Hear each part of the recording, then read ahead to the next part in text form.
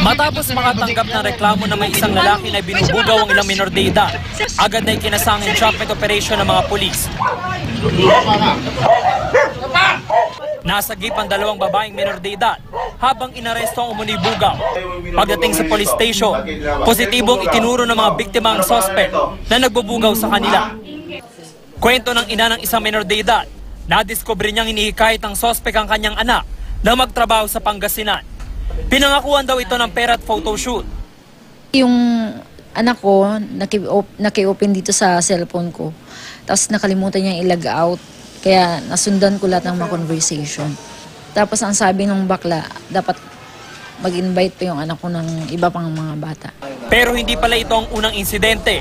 Pag-amin ng minor de edad, Nobyembre nitong nakaraang taon, ibinugaw siya sa ama ng suspect.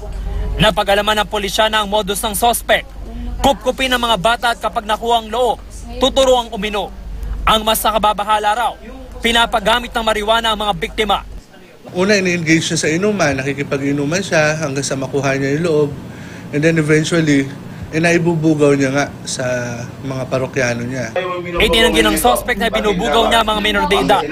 Pero umamin siya na umahanap ng magtatrabaho bilang GRO sa beer house.